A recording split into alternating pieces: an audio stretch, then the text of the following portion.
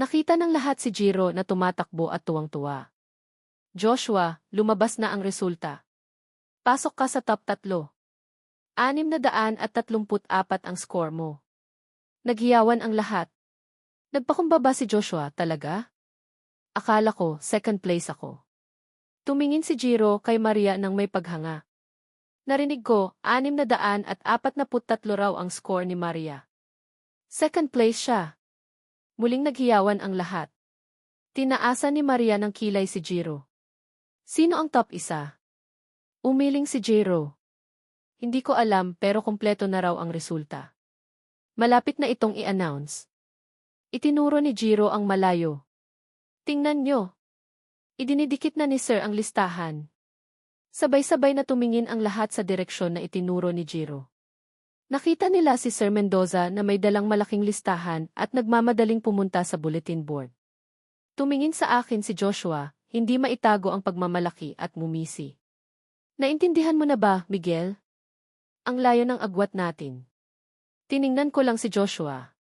Ano nang ipinagmamadali mo? Hindi pa lumalabas ang resulta ko, eh. Bago pa makasagot si Joshua, tumawa ng malakas si Lee. Kailangan pa bang hintayin? Top 3 si Joshua. Ikaw naman, Miguel, laging bagsak.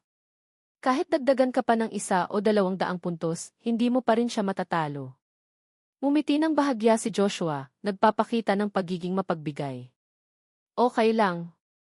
Napagkasunduan na natin ang pustahan. Hindi ko naman kailangan na mas mataas pa ang score mo kaysa sa akin. Basta makapasok ka lang sa top 1-0, talo na ako. Tumingin siya sa akin ng may panunuya. Pero sa tingin mo, makakapasok ka kaya? Ipinakita rin ni Isabel ang kanyang pagmamataas at tiningnan ako mula ulo hanggang paa. Miguel, wala ka na bang masasabi? Kung ako sa iyo, aamin na ako kay Joshua. Baka sakaling patawarin ka niya kahit kaunti para hindi ka mapahiya. Ngumiti ako at umiling. Alam kong sabik na kayo.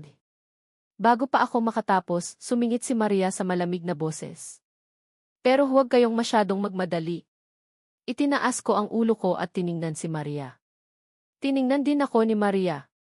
Sa sandali ng pagkakataong ito, pareho kaming nagulat, ngunit ang pagkakatugmang ito ay lalo lamang nagpagalit kina Joshua at Isabel. Ngumisi ng malamig si Joshua. Okay, tingnan natin kung sino ang mananalo. Tumawa rin ng malamig si Isabel. Kung sino ang gustong magpatawa sa sarili niya, huwag sisihin ang iba.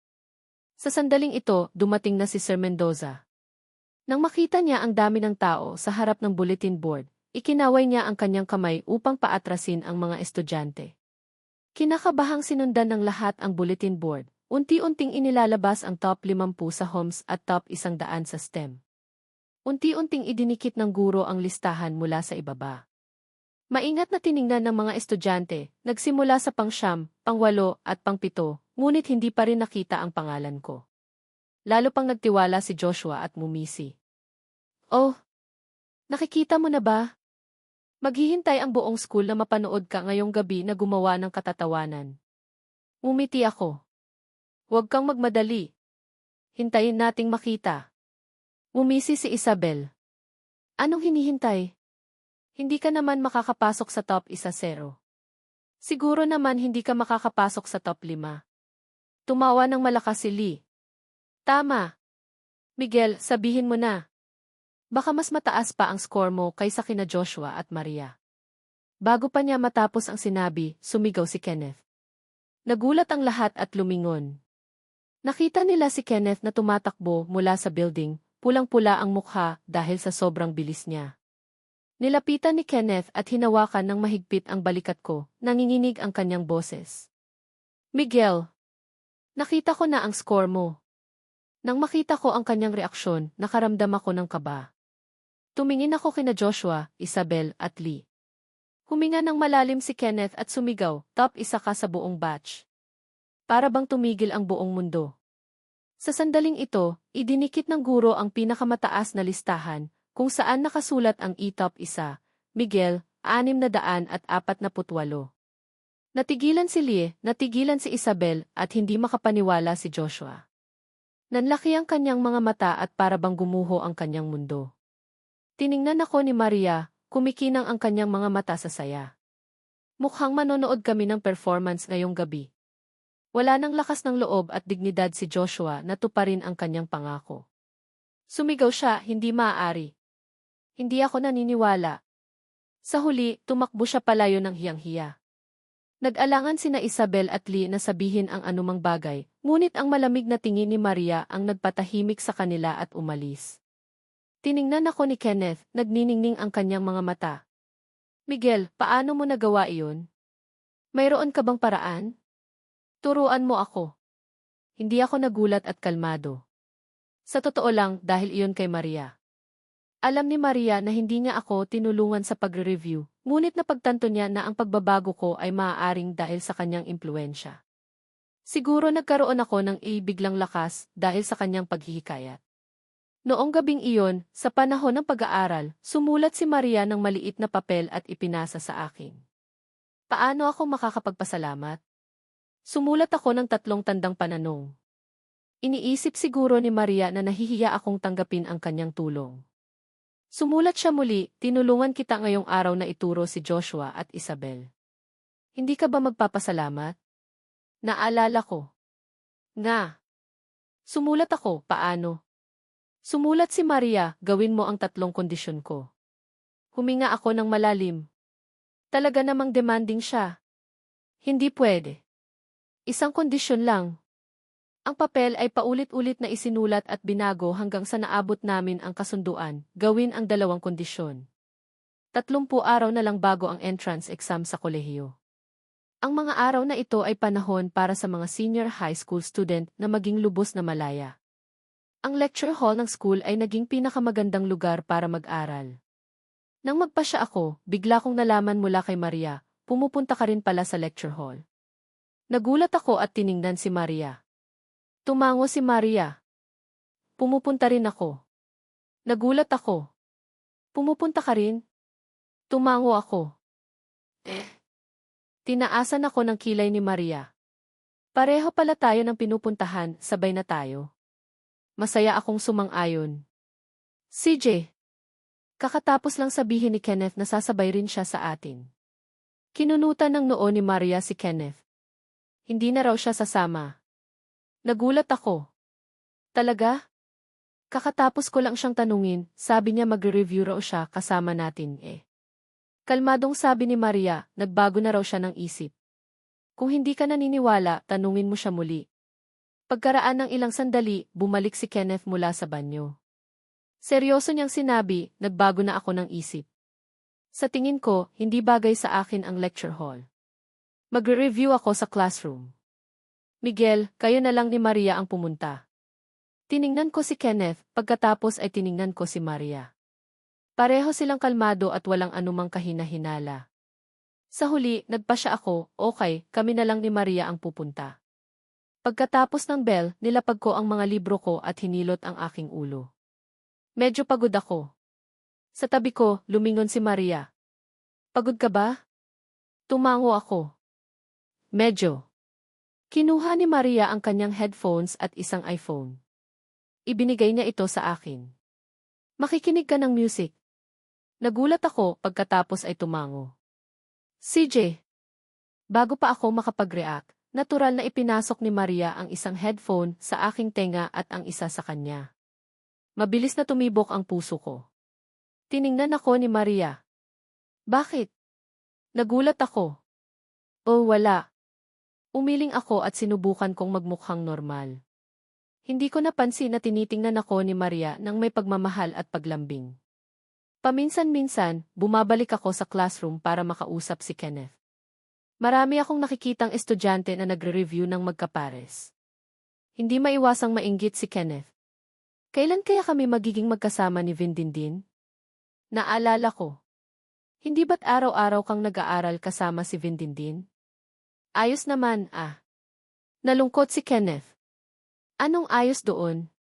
Gusto kong mag-aral kaming dalawa lang, pero hindi siya pumapayag. Naintindihan ko. Kaya magkasama ang buong grupo. Kamot ulo si Kenneth.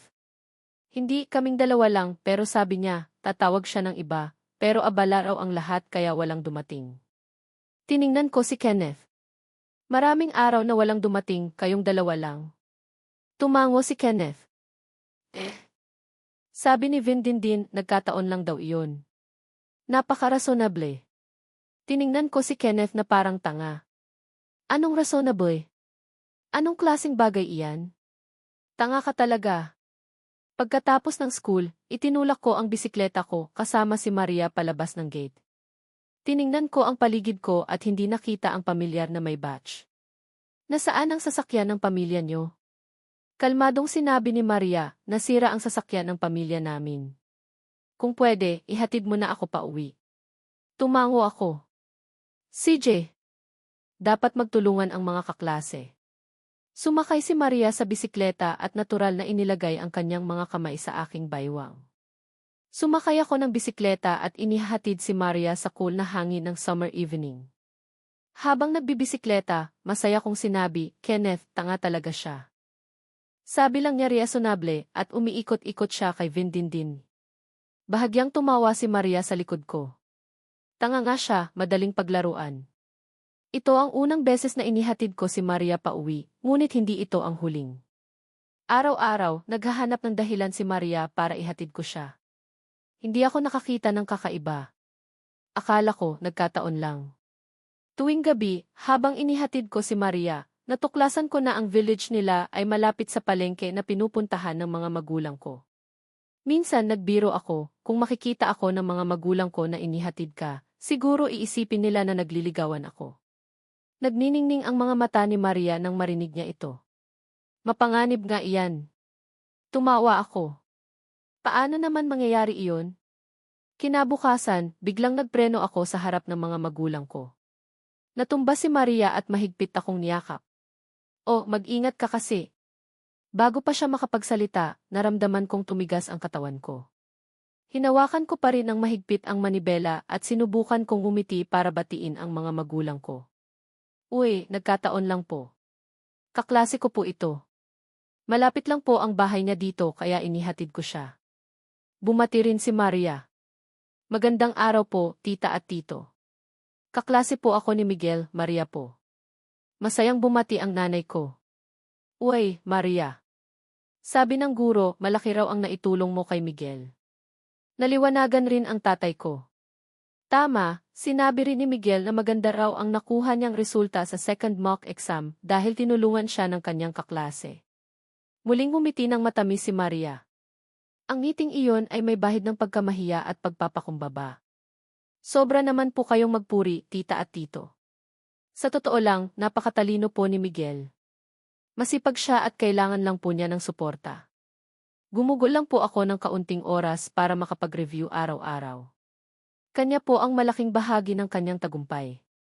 Nang marinig ko iyon, hindi ko maiwasang magtaka. Tiningnan ko ang aking kaklase mula ulo hanggang paa, puno ng pagtataka. Anong sinasabi niya? Nang makita ko ang kakaibang tingin ng mga magulang ko, nagpaliwanag ako, huwag po kayong mag-isip ng kung ano-ano. Magkaibigan lang po kami ni Maria. Nag-alinlangan ang mga magulang ko at tumango. Kaibigan. Sa ngayon, ganito na ang magkaibigan. Kahit na sinabi nila iyon, punong-puno pa rin ng hinala ang kanilang mga mata habang tinitingnan ako at si Maria. Hindi ko na matiis, kaya mabilis kong sinabi, gabi na po, ihahatid ko na po muna si Maria. Tinaasan ako ng kilay ni Maria. Hindi naman kailangan magmadali. Maaari pa akong makipagkwentuhan sa kanila. Kung hindi ka makikipagkwentuhan, malaki ang magiging problema. Pilit akong ngumiti. Maria, huwag ka nang mahiya dyan. Sige na, aalis na tayo. Mabilis kong hinawakan ang kamay ni Maria, hinila ko siya sa bisikleta at mabilis kaming umalis. Pagkarating namin sa lugar, kalmadong sinabi ni Maria, gusto ko lang magpakita ng paggalang. Huwag kang mag-isip ng kung ano-ano. Napasimangot ako. Hindi ako nag-iisip ng kung ano-ano. Natatakot lang ako na baka isipin ng mga magulang ko na nanliligaw ako. Tinaasan ako ng kilay ni Maria. Anong nanliligaw? Magkaibigan lang naman tayo. Pagkatapos ay huminto siya at sumimangot. Maliban na lang kung may itinatago ka sa akin. Nang makita ko ang mga inosenteng mata ni Maria, medyo kinabahan ako. Siyempre, wala. Tumango si Maria. Ganon din ako. Nag-alinlangan ako ng ilang sandali at sinabi, tama. Hindi ko alam na sa loob ni Maria, siya ay parang isang reyna na nakaupo sa trono at tumatawa. Tanga talaga siya. Pagka-uwi ko, hindi ko naiwasang hilahin ako ng mga magulang ko para kumain at tanungin. Ngunit dahil katatapos ko lang makipag-usap kay Maria, wala na akong itinatago. Direkta akong sumagot. Wala po. Magkaibigan lang po kami ni Maria. Napaka-inosente po namin. Estudyante lang po ako at nag-iisip lang po ako tungkol sa pag-aaral. Paano po ako manliligaw? Nagkatinginan ang mga magulang ko pagkatapos ay tumango. Hindi dapat manligaw ang mga estudyante, pero malapit na ang entrance exam pagkatapos nito, maaari mong imbitahan si Maria sa bahay. Salamat sa pagtulong sa iyo. Sasabihin ko sana ang isang bagay, ngunit sumingit ang tatay ko. Hindi ba't madalas kayong naghahawak kamay habang nagmamasid ng mga bituin? Bakit hindi mo siya imbitahan sa bahay? Tama lang iyon. Natigilan ako. Pamilyar ang mga salitang ito. Sabi ng nanay ko, maliban na lang kung may itinatago ka sa amin. Parang tumama sa puso ko ang sinabi ng nanay ko. Mabilis kong sinabi, sinong nagsabi niyan? Wala akong itinatago. Imbitahan mo na lang siya. Kaya nagdesisyon na. Bumalik ako sa kwarto ko. Muling nagkatinginan at mumiti ang mga magulang ko. Magaling, mahal. Ikaw rin, mahal. How kun, sino ang matanda? Nagalit ang nanay ko. 1-0 araw na lang bago ang entrance exam sa kolehiyo.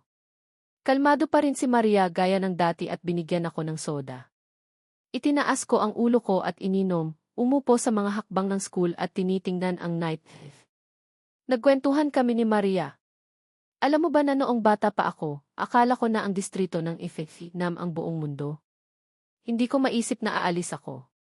Pero pagkatapos kong magtapos at pumasok sa kolehiyo, siguro makikita ko ang maliit na langit sa maliit na bayan na ito. Magtatrabaho kami dito, ngunit sa huli ay aalis din kami. Ang ugnayan namin sa ating hometown ay unti-unting maglalaho hanggang sa unti-unti kaming makalimutan ng aming mga kaibigan at mga kamag-anak. Tahimik na nakinig si Maria. Sa huli, dahan-dahan niyang sinabi, siguro may maiiwan. Lumingon ako at tiningnan siya ng mausisa. Halimbawa? Kalmadong sabi ni Maria, halimbawa, ang mga magulang mo. Tumigil siya saglit na para bang walang pakialam. Halimbawa, ako. Nagulat ako. Tinitigan ko ang mukha ni Maria. Kalmadong sabi ni Maria, huwag maliitin ang relasyon ng mga kaklase. Tiningnan ko si Maria at mumiti. CJ. Ika-6 ng Mayo, huling araw bago ang entrance exam sa kolehiyo. Sa classroom, nang pumasok ang guro, tumayo si Maria. Tumayo rin ang buong klase at nagbigay-pugay sa guro. Salamat sa inyong lahat. Marami ng klase ang napagdaanan ng guro, ngunit sa pagkakataong ito, hindi niya napigilan ang kanyang sarili na maging emosyonal. Namumula ang kanyang mga mata at tiningnan ang buong klase. Malakas niyang sinabi, 3 taon ng pag-aaral, ngayon na ang oras para sa inyong pagsisikap na mamukadkad.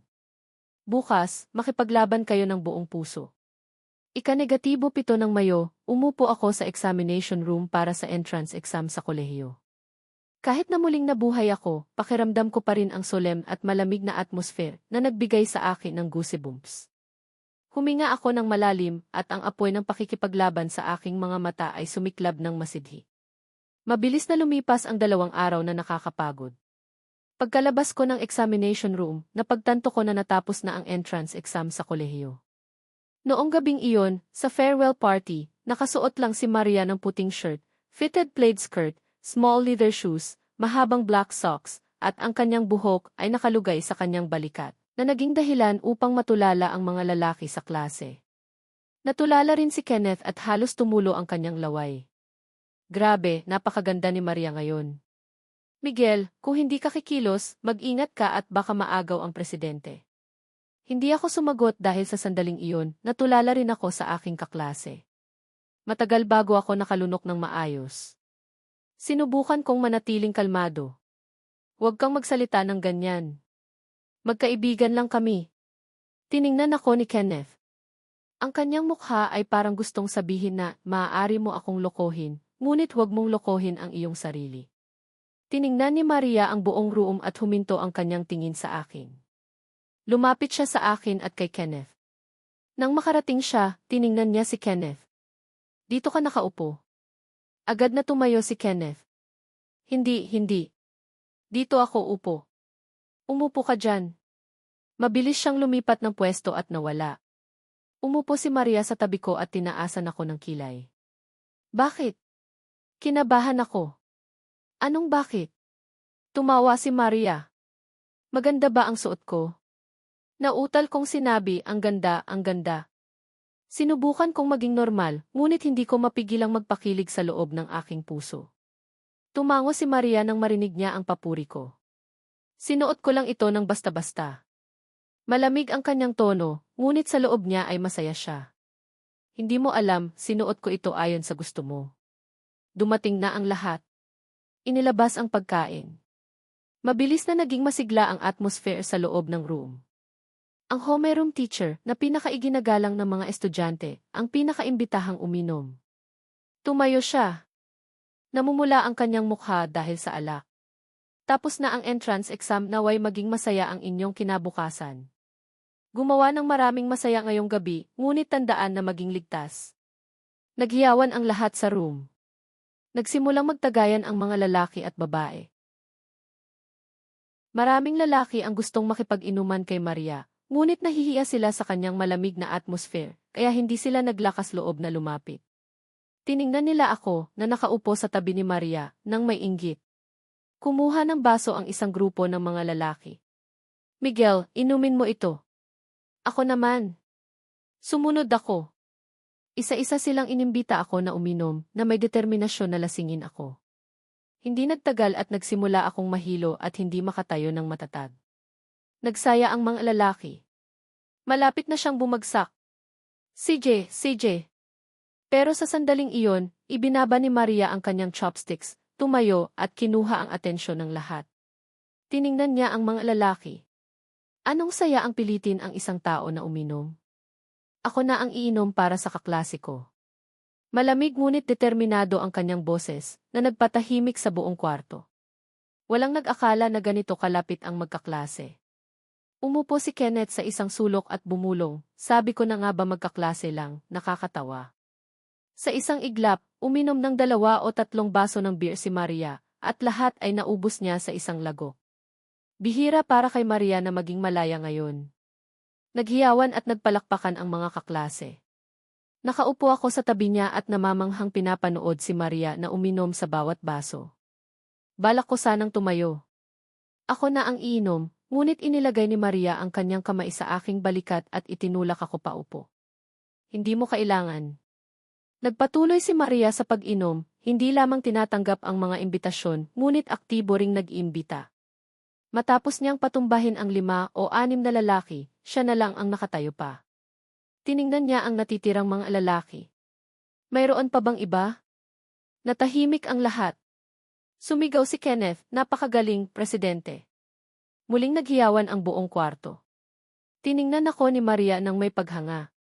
Ang galing mo palang uminom. Tumingin sa akin si Maria, bahagyang nakangiti ang kanyang mga labi.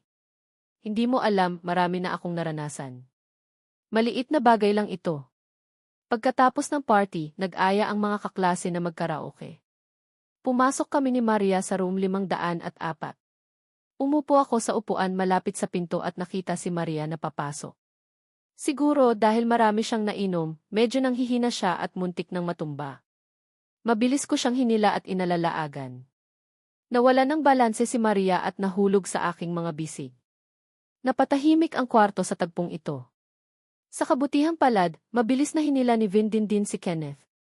Bakit ka natulala? Magpatuloy na tayong kumanta.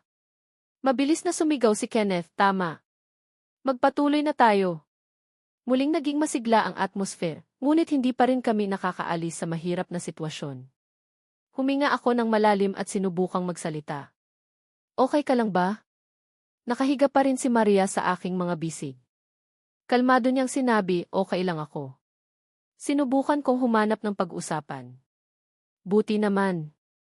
Natakot ako na baka matumba ka kaya hinila kita. Tumango si Maria. Tama, magkaklase lang, nagtutulungan. Nagkataon lang. Mahina kong tanong, reasonable ba? Namula si Maria. Siyempre, reasonable. Tumayo siya at umupo sa isang tabi. Hindi siya naglakas loob na tiningnan ako. Maingay pa rin ang karaoke room, ngunit medyo nailang pa rin kami. Tiningnan ng mga kaklase ang paligid at nakita akong nakaupo sa sofa, kaya sinigawan nila ako, Miguel, kumanta ka. Nang marinig ito, sumigaw rin ang iba. Miguel, kumanta ka. Ngumiti ako at tumayo, papunta sa entablado. Hinayaan kong tumama sa akin ang ilaw, na ginawang sentro ng atensyon ang silid. Sa sandaling ito, tiningnan ako ni Maria mula sa malayo. Nang marinig niya ang aking pagkanta, nagulat siya at napagtanto na mabilis na tumitibok ang kanyang puso. Umupo si Vindindin sa tabi niya at mausisang tiningnan ang kanyang matalik na kaibigan. Maria, bakit ganyan? Nagulat si Maria at bahagyang lumitaw ang kanyang pagkalito. Oh, wala. Napansin ni Vindindin ang pagtingin ni Maria sa akin. Bahagya siyang tumawa. Nakakita ka ba ng potensyal? Halos hindi makayanan ni Maria ang tibok ng kanyang puso. Sinubukan niyang panatilihin ang kanyang pagiging malamig. Hindi. Nakikinig lang ako ng music. Okay lang na makinig ng music, mahabang sinabi ni Vindindin, puno ng implikasyon. Sinubukan ni Maria na panatilihin ang kanyang pagiging kalmado, ngunit hindi niya maitago ang kanyang pagkalito. Kinuha niya ang baso ng alak sa mesa at ininom sa isang lago. Pagkatapos ay tumayo siya. Pupunta lang ako sa banyo. Mabilis siyang naglakad papalayo. Matapos kong kumanta, binuksan ko ang pinto at lumabas ng karaoke room, papunta sa balkonahe para magpahangin. Bago pa man ako mag-enjoy sa tahimik na espasyo na ako lang, narinig ko ang pamilyar na boses ng babae. Miguel! May bahid na hinaing ang boses. Lumingon ako at nakita si Isabel. Ikaw na naman! Hindi mo ba ako tatantanan? Tiningnan ako ni Isabel nang may nangingilid na luha. Marami na akong mensahe na ipinadala sa iyo sa gig. Hindi ka sumasagot. Tiningnan ko siya na parang tanga dahil dinelit ko na siya bilang kaibigan. Siguro naman hindi ka nakakuha ng mataas na marka sa entrance exam. Namula ang mukha ni Isabel nang marinig niya ito. Nangingilid ang kanyang luha. Alam kong nagkamali ako. Huwag mo naman akong tratuhin ng ganito. Pwede ba akong maging girlfriend mo? Pwede ba tayong magsimula muli? Ngumiti ako. Hindi mo ako naintindihan, nakita mo lang na wala nang nag-aalaga sa iyo. Pero ano ang koneksyon sa akin? Tiningnan ko si Isabel nang may pagtataka. Kung nakikita kitang nagdurusa, masaya ako. Nagalit si Isabel at bumagsak ang luha niya. Bakit mo ako ginaganito? Kalmado akong sumagot, bakit hindi? Wala naman tayong koneksyon. Pagkatapos ay idinagdag ko, lumayo ka sa akin. Natatakot ako na baka magselos ang girlfriend ko. Parang kidlat ang biglaang sinabi. Natigilan si Isabel. May girlfriend ka? Kailan ka pa nagkaroon ng girlfriend? Bigla niyang napagtanto. Si Maria ba? Tumango ako. Tama. Ngayon ko lang inanunsyo. Saksihan ito ng ating guro at ng mga kaklase. Magpapakasal kami sa Kiksi Festival sa loob ng ilang araw. Magiging bridesmaid si Vindindin at magiging best man si Kenneth. Imbitado lang ang mga kamag-anak at kaibigan. Hindi mo na kailangang pumunta, pero kung gusto mo, pwede kang magpadala ng regalo. Pumikit si Isabel at umatras ng ilang hakbang. Nagiging masakit ang kanyang boses. Hindi. Hindi ako naniniwala. Nagpapanggap lang kayong dalawa. Ano nang meron kay Maria na wala ako? Bakit mo siya pinili? Mas matangkad, mas maganda, at mas magaling magsalita si Maria. Bago pa matapos ni Isabel ang pagsasalita, sumigaw siya, huwag ka nang magsalita. Pagkatapos ay tinakpan niya ang kanyang mga tenga, lumingon at tumakbo paalis sa balkonahe. Narinig ko pa rin ang kanyang paghikbi. Miguel, kinamumuhian kita. Sa sandaling ito, narinig ko ang mga yapak. Tumingin ako at nakita si Maria na lumalapit. Nakikipag-usap ka kanino? Kamot ulo kong sumagot, isang estranghero. Hindi ko siya kilala. Nang masabi ko ito, pamilyar ang pakiramdam. Pagkatapos na marinig ni Maria ito, tumango lang siya ng may katatagan. Girlfriend, inanunsyo ang kasal sa Kixi Festival. Ang mga salitang ito ay sinabi niya ng napakagaan kaya muntik nang huminto ang puso ko. Diyos ko, narinig niya. Mabilis akong nagpaliwanag, hindi gumawa-gawa lang ako ng kwento para takutin si Isabel. Nang makita ko ang ekspresyon ni Maria, mabilis kong idinagdag, magkaklase lang, nagtutulungan. Naalala ni Maria ang mga salita na sinabi niya kay Vin din tumango siya. Reasonable. Nakahinga ako ng maluwag, ngunit nang makita ko ang pamumula ng mukha ni Maria, bakit ka namumula? Namula ang mukha ni Maria. Wala. Marami lang akong nainom. Lumingon siya. Lalong gumanda ang kanyang namumulang mukha. Hindi ko maiwasang matigilan. Lumingon si Maria at tiningnan ako. Anong tinitingnan mo? Mabilis akong lumingon. 2 taang magkatabi sa balkonahe. Hindi kami naglakas loob na magtinginan at nagpanggap na pinapanood ang mga ilaw ng lungsod sa gabi. Pagkatapos ng ilang sandali, lumingon sa akin si Maria at naghanap ng pag-usapan. Ang galing mong kumanta. Kamot ulo kong sumagot talaga? Okay lang. Tila interesado si Maria. Kumanta ka ulit. Umiling ako. Siguro hindi. Inagaw na ng mga adik sa karaoke ang mikropono. Kahit na nasa balkonahe kami, naririnig pa rin namin ang pagkanta mula sa room 504. Nagkaroon ng ideya si Maria. Bakit hindi tayo kumuha ng bagong room? Bukod loob na nagbayad si Maria para sa bagong room. Nang tumayo kami sa harap ng makina, nagtanong siya, anong kakantahin natin? Umiling ako. Kahit ano. Pwede rin na sabay tayong kumanta, sabi ni Maria. Tumango si Maria at nag-scroll sa listahan ng mga kanta. Aksidente niyang napili ang Kimi de ni Chukitlun. Nagulat ako. Isang love song. Binalik ni Maria ang kanyang pagiging kalmado. Kung magkasintahan ang kakanta, tatawagin itong love song. Kung magkaklase naman, tatawagin itong kanta ng magkaklase. Natigilan ako. Ganun ba iyon? Medyo namula si Maria, ngunit matatag pa rin ang kanyang boses. Reasonable ba? Tiningnan ko siya sa mata at tumango. Reasonable. Sa sandaling iyon, may 2 case ng beer na dinala ang waiter.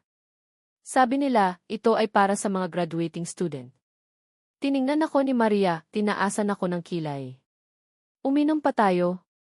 Hindi ako nag-alangan. Umupo kaming 2, binuksan ang beer at nagsimulang maglaro. Naglaro kami ng tuloy-tuloy. May panalo at may talo. Nagulat ako.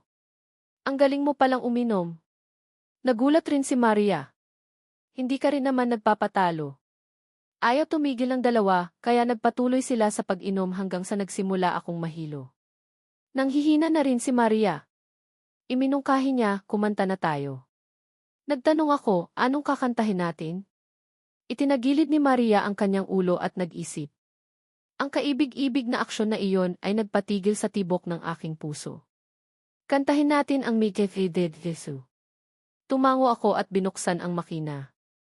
Pagkatapos hanapin ang kanta, pinili ko ito. Muli akong nahulog sa tono. Hindi ko napagtanto na tinitingnan ako ni Maria ng may pagmamahal. Isa pang beses, naantig ang kanyang puso. Mula bukas, magpapatuloy siya sa pagiging aktibo, ngunit mas katulad ng masayang panunukso ng isang nakatatandang kapatid na babae sa nakababatang kapatid na lalaki. Gayunpaman, sa sandaling ito, kapag ang puso ay naantig ng mga lyrics, ang kanyang mga emosyon sa wakas ay lumipat sa pag-ibig. Tumayo si Maria. Pinilit niyang kontrolin ang kanyang katawan at kumuha ng beer papunta sa akin. Malakas niyang sinabi, maglaro tayo. Maglaro ng ano? Inilapag ni Maria ang kanyang baso sa mesa, determinado. Maglaro tayo ng dice. Kung sino ang matalo, kailangang gawin ang hiling ng nanalo. Ako, na medyo lasing, nagtanong, paano kung matalo ako? Umiling si Maria. Sinubukan niyang maging kalmado at tumingin ng diretso sa aking mga mata. Kung matatalo ka, kailangan mo akong halikan. Masaya kong sinampal ang aking hita. CJ. Nagsimulang kalugin ni Maria ang dice. 5 ang lumabas. Turn ko na. Kinakabahan kong kinakalog ang dice, ngunit nahulog ang dice sa sahig at gumulong sa isang sulok ng mesa. Hinayaan kong hanapin ko ito. Lumakad ako patungo kung saan gumulong ang dice. Yumuko ako para tumingin sa ilalim ng mesa. Bigla akong sumigaw. Tingnan mo ito. Mabilis ring lumapit si Maria at yumuko. Nakita nila ang dice na nakatayo ng tuwid. Isang side ay 4 at ang isa ay 6. Medyo lasing kong tinanong, sino ang nanalo? Tiningnan ako ni Maria at walang pag-aalinlangan na binaliktad ang dice. Ako ang nanalo. Hindi niya ako pinayagang magprotesta. Agad siyang lumapit at mariing hinalikan ang aking mga labi. Kinabukasan, nagising ako na masakit ang ulo. Tiningnan ko ang aking paligid at napagtanto na nakauwi na pala ako. Sinubukan kong alalahanin ang nangyari, ngunit hindi ko kaya. Sumasakit ang ulo ko. Umiling ako at bumangon mula sa kama. Nakita ko ng nanay ko, si Tita Trina, na naglilinis sa sala nang lumabas ako. Sinabi niya, nagising ka na rin. Maligo ka na at mag-almusal. Sobra kang nakainom kagabi. Pagdating mo, amoy alak ka. Huwag mo nang ulitin iyon. Alam kong nagkamali ako at masunuring umamin ang pagkakamali. Nay, paano ako nakauwi kagabi? Tiningnan ako ng nanay ko. Hindi mo na naalala? Ang kaklase mo na si Maria ang pinahanap ng driver para ihatid ka pa uwi.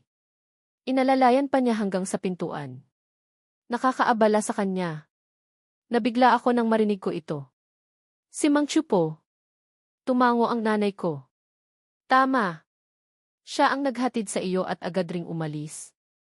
Kailangan niya ring ihatid si Maria. Ang bait ng pamilya nila. Mayroon silang sariling driver. Mabait rin si Mang Chu. Mukhang mapagkakatiwalaan.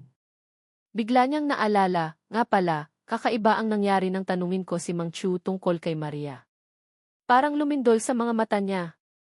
Hindi ko na siya natanong pa. Mula sa nanay ko, pumasok ako sa banyo, naligo at bumalik sa kwarto ko. Binuksan ko ang cellphone ko at nakita ang maraming mensahe at missed calls mula kagabi. Karamihan ay mula kay Kenneth. Tinawagan ko siya. Narinig ko ang kanyang mahinang boses. Sobrang lasing din ako kagabi. Balak ko sanang umamin kay Vindindin, pero sa huli, naglaro ako ng dice kasama ang aking mga kaibigan at nakalimutan ang pangunahing layunin. Nagtanong siya, Miguel, saan ka nagpunta kagabi? Hindi kita nakita. Hindi ka rin sumasagot sa text ko.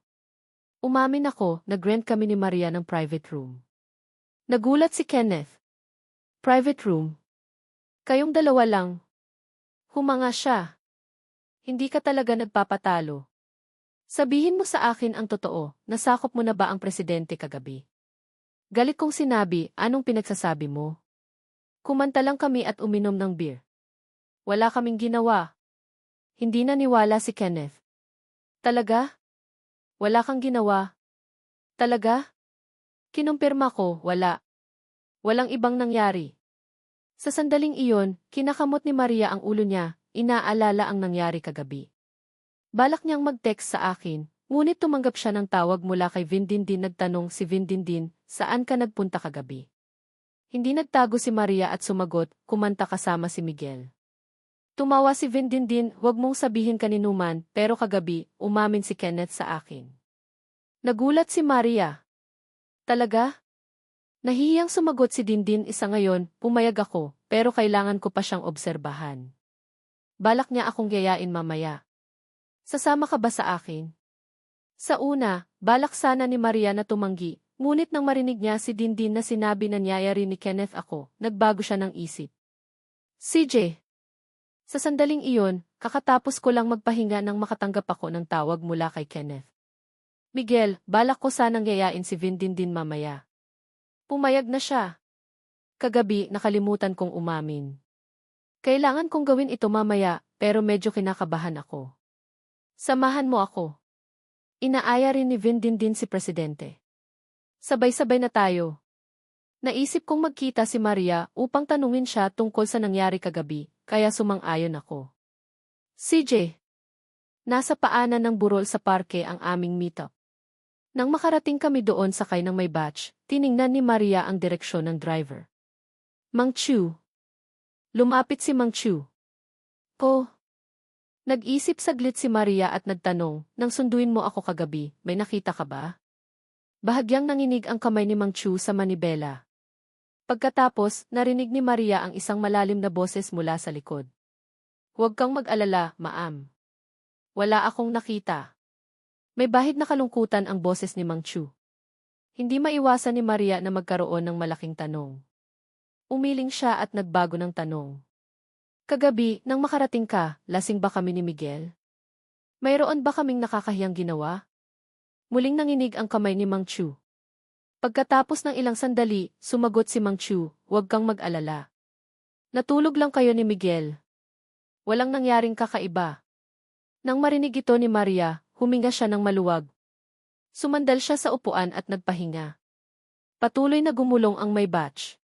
Kahit nakalmado at determinado pa rin ang mukha ni Mang Chu, ang kanyang mga mata ay parang dumaranas ng isang karahasan. Diyos ko, kung alam lang nila kung gaano kahindik-hindik ang mga tagpo sa karaoke room kagabi. Determinadong panatilihin ni Mang Chu ang sikretong ito hanggang sa kanyang kamatayan.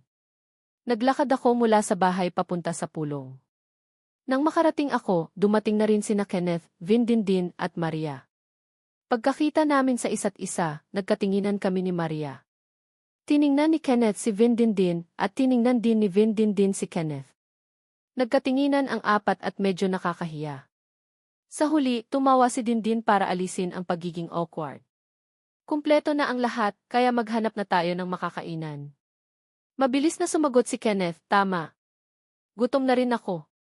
Wala rin kaming ni Maria ng anumang pagtutol. Kami ay naghanda ng umalis nang biglang tumigil si Dindin, lumingon kay Kenneth, at bahagyang namula ang kanyang mukha. Tanga, hawakan mo ang aking kamay. Biglang tumahimik ang atmosphere. Hindi nagulat si Maria. Naramdaman niya na ito ay halata. Ngunit natigilan ang dalawang lalaki at nagkatinginan. Diyos ko, hindi pa siya umaamin ng formal, ngunit nagkusang loob na si Dindin. Para kay Kenneth, para siyang nakakuha ng treasure, kaya mabilis niyang hinawakan ang kamay ni Dindin, madalas niyang tinitingnan ang kanyang kamay na parang hawak niya ang isang mahalagang bagay. Tumawa si Dindin at inalis ang kanyang kamay. Mahina niyang pinalo ang kamay ni Kenneth. Bakit ba? Nagulat si Kenneth. Sino ang nagsabi na hindi pwede? Dapat kong hawakan. Pagkatapos ay hinawakan niya ng mahigpit ang kamay ni Dindin habang naglalakad at tumatawa. Kami ni Maria ay naglakad sa likod, pinapanood ang tagpo sa aming harapan. Hindi namin maiwasang magulat. Hindi namin inakalang ganoon kakusang loob si Dindin, tinaasan ako ng kilay ni Maria. Kusang loob. Sa puntong ito, normal na ang maghawakan. Naisip ko na tama rin. Reasonable. Matapos kaming maglakad-lakad, nakahanap kami ng square restaurant at umupo. Si Maria at si Dindin ay pumili ng upuan, at kami naman ni Kenneth ang pumili ng square sa counter. Nang umalis ang dalawang babae, mabilis na lumapit si Kenneth sa akin, ibinababa ang kanyang boses, ngunit hindi niya maitago ang kanyang excitement. Miguel, nakita mo ba? Nakakaramdam ako ng hindi ka panipaniwala ngayon. Siguradong magtatagumpay ako. Tumango ako. CJ. Tiwala si Kenneth. Tiyak na magtatagumpay ako. Habang hawak ko ang kanyang kamay kanina, pakiramdam ko mahal ko na siya. Kung hindi lang ako lasing kagabi, akala ko umamin na ako. Tumawa ako. May point ka. Baka umamin ka noong lasing ka at hindi mo naalala. Lalo pang tumawa si Kenneth. Kung ganoon, ang saya ko.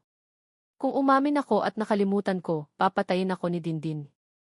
Matapos naming pumili ng skewer, umupo na kami at kumain, pinag-uusapan ang kagabi sa karaoke.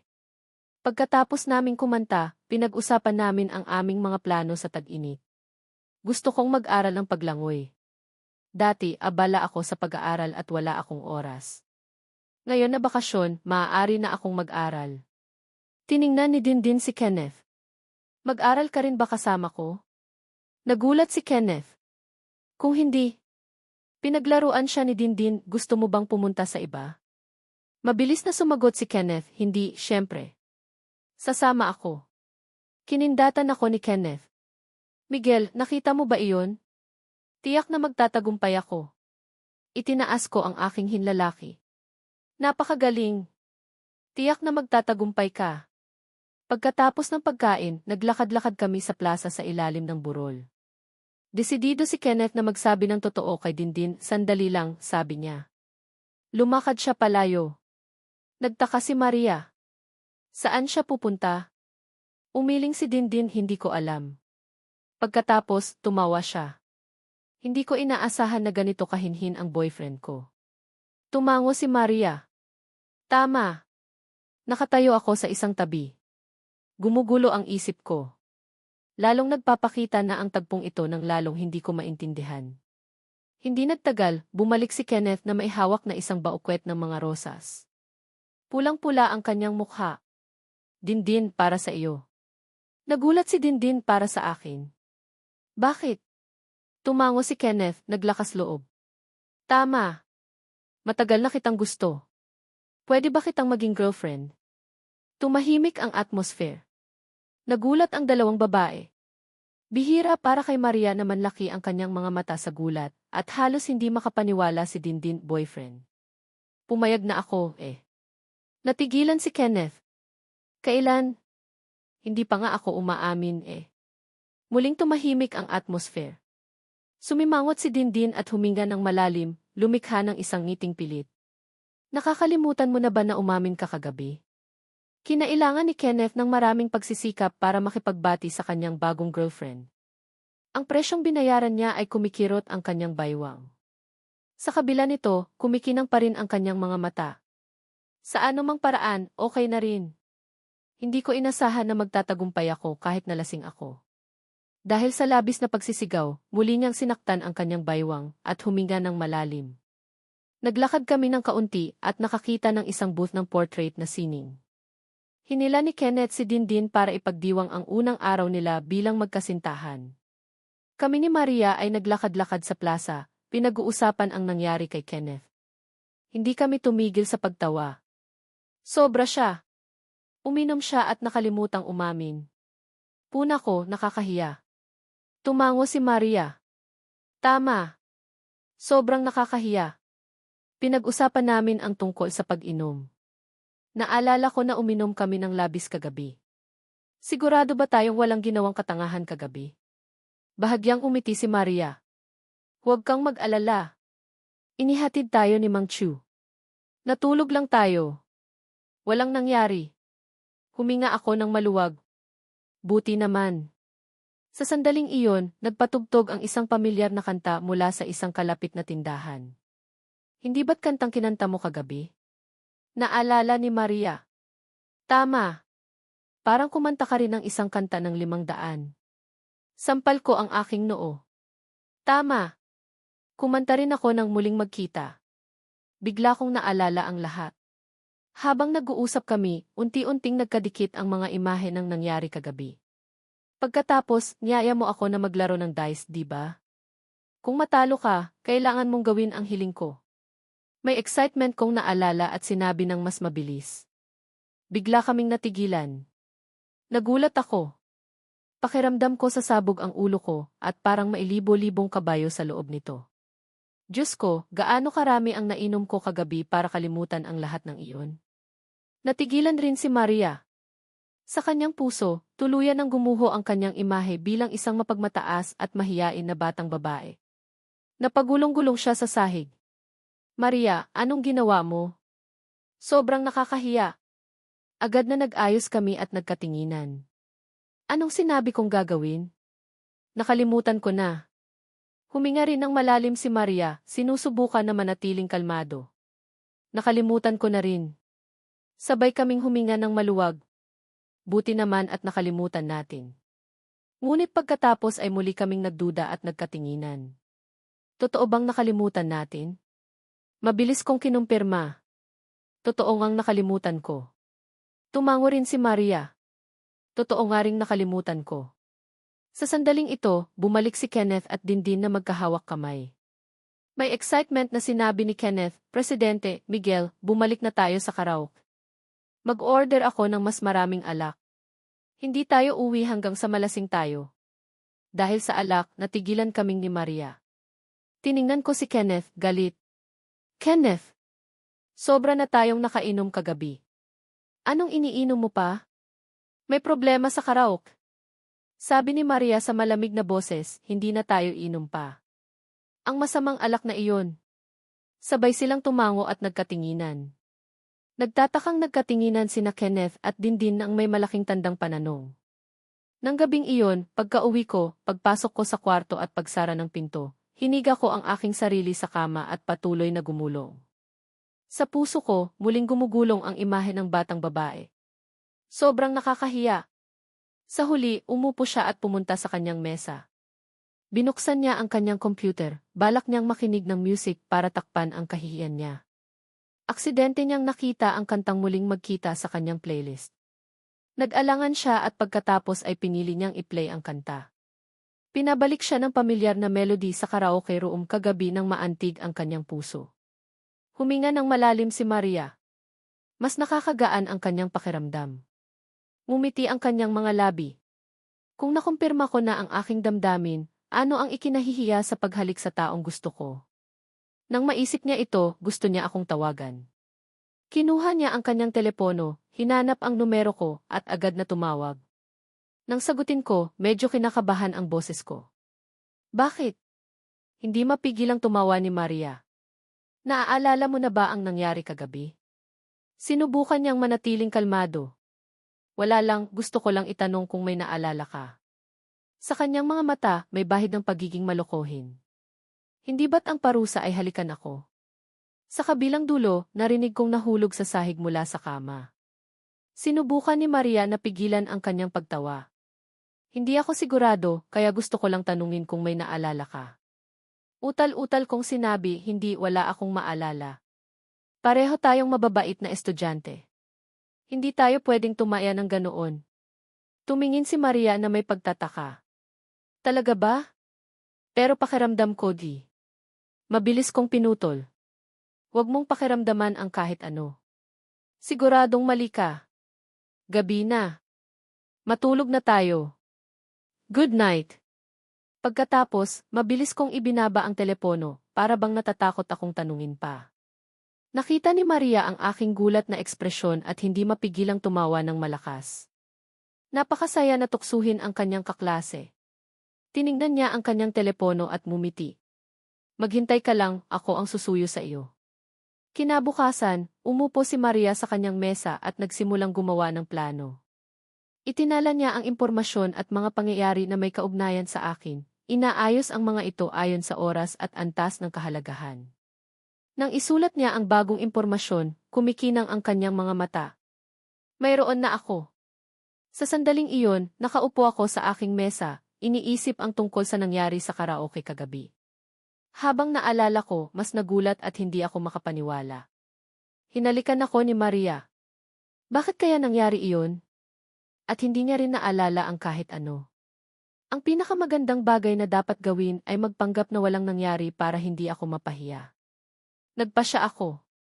Ngunit hindi sinasadya, hinawakan ko ang aking labi, nakakalungkot.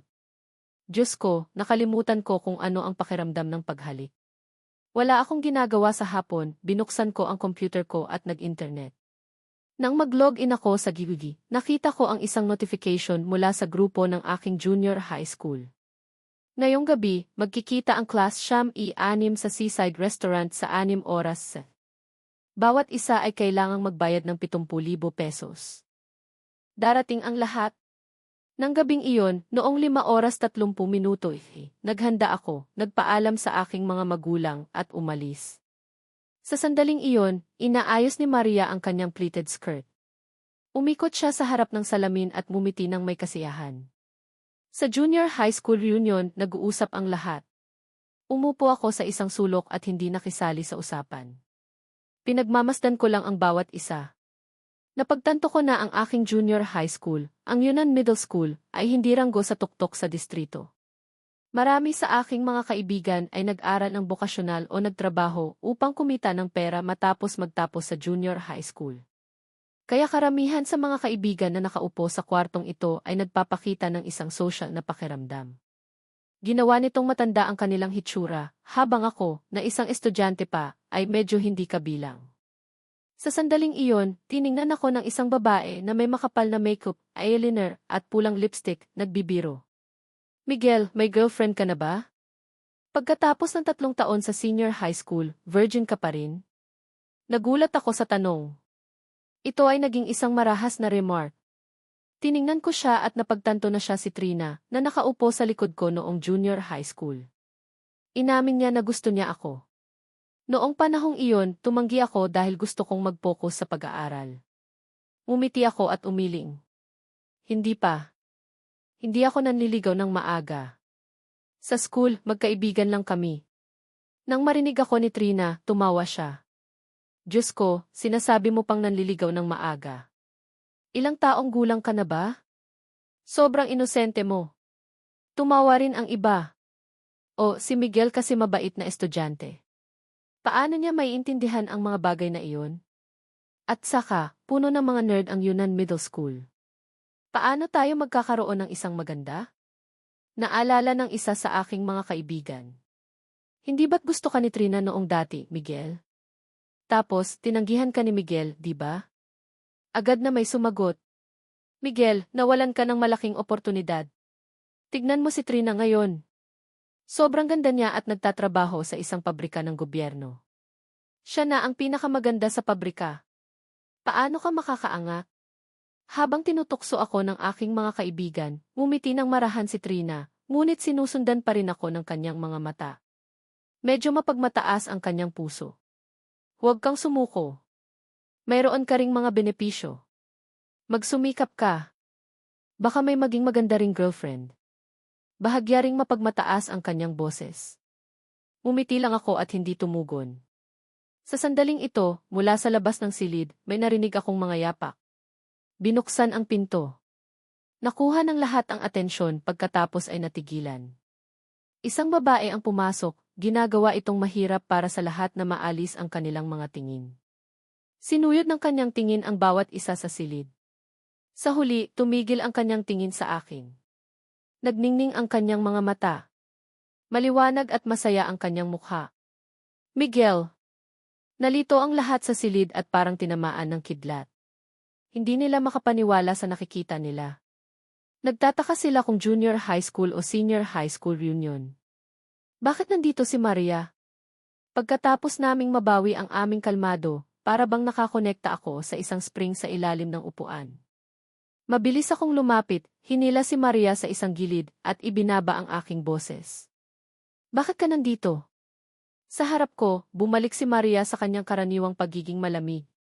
Nagkataon lang na dumadaan ako at nagkamali ako ng silid.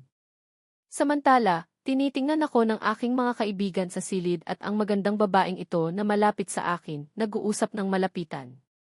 Hindi nila makapaniwala. Hindi mapigilan ng isang kaibigan ang kanilang sarili at nagtanong. Miguel, hindi mo ba ipakilala ang iyong girlfriend? Kamot ulo kong sumagot, hindi alam kung paano ako magsisimula. Bago pa man ako makapagsalita, natural na hinarap ako ni Maria at mumiti sa lahat. Ako si Maria, ang girlfriend ni Miguel. Sumabog ang buong kwarto. Nabigla ang mahigit 20 katao sa silid. Nahulog ang ilan sa kanilang mga upuan. Nagtatakang gumapang sila at tiningnan kaming dalawa. Hindi sila makapaniwala. Namamangha rin ako sa aking sarili. Naguguluhan ang puso ko.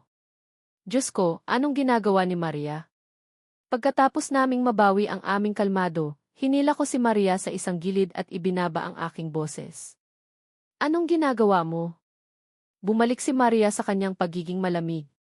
Nakikinig ako sa mga tinutokso ka. Gusto ko lang tulungan. Tumutulong ang magkaklase. Reasonable, di ba? Nang hindi ako pinapayagan na magsalita pa, lumingon si Maria at nakangiting hinarap ang lahat. Nag-aaral ba kayo? Pwede ba akong sumali? Agad na tumango at inimbitahan siyang umupo sa tabi ko. Salamat, umiti si Maria at umupo. Ang atmosphere sa kwarto ay bumagal, naging kakaiba ang pananahimik. Tinitingnan ako ng lahat at si Maria, hindi makapaniwala. Miguel, paano ka nagkaroon ng isang magandang girlfriend? Hindi napigilan ni Trina ang kanyang sarili at nagtanong. Miguel, paano mo siya sinuyo? Tumawa si Maria. Hindi niya ako sinuyo. Ako ang sumuyo sa kanya. May dumagundong na mga pinggan na nahulog sa sahig. Natigilan ang lahat. Nagulat rin ako. Dahan-dahan kong hinila si Maria sa ilalim ng mesa. Sobrang sinasabi mo. Nakangiting tumugon si Maria. Para makatulong, kailangan kong tumulong hanggang sa dulo. Huwag kang mag-alala. Lumingon siya at tiningnan ang lahat. Hindi kinakailangan na lalaki ang sumuyo sa babae. Kung nakita na ng babae ang angkop na tao, kailangan niyang maging aktibo. Tiningnan ako ng lahat, hindi makapaniwala. Sobrang galing ni Miguel. Paano nakakakuha ng damdamin si Maria? Tumawa si Maria. Siyempre. Mabait, matapang, matuwid, matalino, magaling kumanta, at magaling maglaro ng basketball si Miguel. Itinala niya ang aking mga benepisyo nang hindi nag-iisip. Nagulat rin ako, nagtataka kung mayroon ba talaga akong napakaraming benepisyo. Sa sandaling ito, may naghatid na pagkain ang waiter. Isang plato ng oysters ang inilagay sa harapan ko. Humawak si Maria ng ilang oysters at ipinasok sa plato ko. Mahinang sinabi niya, kumain ka na. Mabuti ito para sa iyo. Pagkatapos magsilbi ng lahat ng pagkain, nagdala rin ang waiter ng ilang kaso ng beer. Nang makita ko ang beer, hindi ko maiwasang maalala ang mga tagpo sa karaoke ilang araw ang nakalipas kasama si Maria. Dahil nakaupo siya sa tabi ko, lalo akong kinabahan. Nang tanungin ako ng mga kaibigan ko kung inom ba ako, mariin akong umiling. Hindi. Hindi ako inom. Masama sa kalusugan ang pag-inom. Nagtanong ang isa sa aking mga kaibigan, sister-in-law, iinom ka ba? Sa aking puso, lihim akong umiti, ngunit sa labas, pinanatili ko ang aking pagpapakumbaba. Salamat, ngunit hindi ako iinom. Madali akong mawalan ng kontrol na hindi magalang. Nang marinig ito, lalong mausisa ang lahat. Paano magagawa ng isang nilalang na katulad ng engkanto na mawalan ng kontrol? Tumawa si Maria. Kapag marami akong nainom, gusto kong halikan ang taong katabi ko. Kabago-bago ko lang nainom ang isang lagok ng juice ng soda nang bigla kong mailabas ang lahat. Halos mapabulunan ako. Dahil sa kalabog, naputol ang matulunging pakikinig ng aking mga kaibigan. Tumingin sila, Miguel, okay ka lang ba? Nalunod ka dahil sa katas. Mabilis kong pinunasan ang juice. Okay lang. Okay lang. Nagkamali lang ako. Nag-alok ng buong pagmamahal si Maria ng tissue sa akin. Tinanggap ko ito at tiningnan si Maria nang may kalmadong mukha, hindi alam kung nagbibiro ba siya o seryoso. Naramdaman ko lang na namamanhid ang aking anit. Sumigaw ang aking mga kaibigan. Hindi ka talaga dapat tawaging sister-in-law. Talagang sobrang bait mo sa iyong boyfriend. Miguel, swerte mo. Sa puso ko, lihim na tumawa si Maria. Napakasaya na tuksuhin ang kanyang kaklase. Matapos naming kainin ang lahat, maaga pa at hindi namin naplano ang anumang bagay. Nag-anyaya ang isa sa aking mga kaibigan na siyang may-ari ng isang bar na pumunta sa kanyang bar para magsaya at nangako pa siyang sasagutin ang lahat ng gastusin. Kami ni Maria ay pumili ng isang pribadong sulok. Kumuha si Maria ng isang billiard cue at tumayo sa tabi ng mesa ng bilyar. Sinubukan niyang hawakan ang cue, hindi sinasadyang nagtanong. Alam mo bang maglaro? Kalmadong sinagot ni Maria, hindi. Tumawa ako. Sa wakas, mayroong isang bagay na hindi kayang gawin ni Maria. Kumilos ako. Hayaan kitang turuan. Ipinakita ko kung paano at inilagay ang bola ng bilyar, pinahigaan ko ang cue sa kanyang kamay. Sinubukan ko ang pagtama. Pinalipad ko ang puting bola. Nagtama ito sa mga bola, pinakalat ito sa buong mesa. Natuwa ako. Naintindihan mo ba? Umiling si Maria. Kamot ulo kong sinabi, hayaan kitang gawin ulit. Lalong magiging mabagal ako sa pagkakataong ito. Inilagay ko ang puting bola. Yumuko ako, naghanda para sa pagtama, ngunit bago pa man ako makapagsalita, inilagay ni Maria ang kanyang malambot na kamay sa cue. Tumingala ako at tiningnan si Maria na may pagtataka. Kalmado pa rin si Maria. Hindi gumagana ang tutorial na ito. Muli akong napakamot ng ulo. Kung gayon, paano mo gustong turuan? Bago pa man ako makapagsalita, hinawakan ni Maria ang cue at itinaas ito. Lumapit siya sa akin, lumikha ng isang malapit at pamilyar na posisyon. Makakakuha ka ng mas magandang ideya sa ganitong paraan. Kalmado niyang sinabi. Pagkakita sa eksenang ito, biglang natahimik ang iba pang mga kaibigan. Naramdaman ko ang isang malakas na electric shock nang lumapit sa akin si Maria. Hindi rasonable ang tutorial na ito, mungkahi ko. Kalmado pa rin si Maria. Rasonable lang. Sa pamamagitan ng pagtuturo, mas madaling matutunan. Sa loob, tuwang-tuwa ang kanyang sarili na may ganitong ideya, ngunit sa ibabaw, nanatili siyang seryoso. Sa pagtuturo, dapat kang maging maingat. Ang pagtulong ng magkaklase ay isang bagay na dapat gawin. Naramdaman kong hindi rasonable ito, ngunit hindi ko alam kung paano ako kokontra. Huminga ako ng malalim at tumango. Reasonable. Nagsimula ang tutorial. Sinubukan kong panatilihin ang aking propesyonal na kaisipan at direktahan siya sa bawat hakbang. Ibaba mo ang iyong katawan, luwagan ang iyong mga daliri, yumuko ang iyong pulso, itutok ang iyong tingin sa bola. Sa kabila ng aking pagsisikap, parang seryosong nakikinig si Maria. Gayunpaman, sa sandaling makuha ni Maria ang posisyon na kailangan niya, hindi sinasadya niyang umatras at tumama sa aking bisig. Ay, sorry. Hindi ko sinasadya. O kapag inaayos ko ang kanyang posisyon sa pagtama, seryoso siyang nakikinig, ngunit hindi sinasadyang hinawakan ang aking kamay. Malikita ka. Muling nakuha si Maria at biglang bumitiw, nagkataon lang iyon. Kahit na ako ay nagsumikap, ang aking pagtuturo ay tila hindi naging matagumpay. Si Maria, kahit na isang mahusay na estudyante, ay hindi isang likas na may bilyar. Pagkatapos ng mahabang panahon ng pagtuturo, pagod na pagod ako ngunit siya ay hindi pa rin mahusay. Sa sandaling iyon, lumapit ang may-ari ng bar. Miguel, maglaro tayo. Alam kong hindi ako isang matibay na kalaban, ngunit hindi ako maaaring tumanggi. Papayag na sana ako nang pinutol ako ng isang matamis na boses. Hayaan mo ako. Tumingala ako at nakita si Maria na may hawak na cue. Ako ang maglalaro kapalit niya. Nagulat ang lahat sa bar. Hindi mapigilan ni Trina ang kanyang sarili na tumawa. Papalitan mo si Miguel? Hindi ka pa rin kalaban, mas lalo na ikaw na nagsisimula pa lang. Itinali ni Maria ang kanyang buhok sa isang nakapusod, at kalmado na nagsabi, tignan na lang natin. Lumakad siya papunta sa mesa ng bilyar, huminga ng malalim at pagkatapos, nagningning ang kanyang mga mata. Pinalipad ng cue sa kanyang kamay ang puting bola, tinatamaan ang bola at gumawa na bumagsak ang isang bola sa bulsa. Nagulat ang lahat. Nagulat rin ako. Isang perpektong shot. Tatahimik ang buong bar. Hindi kaya.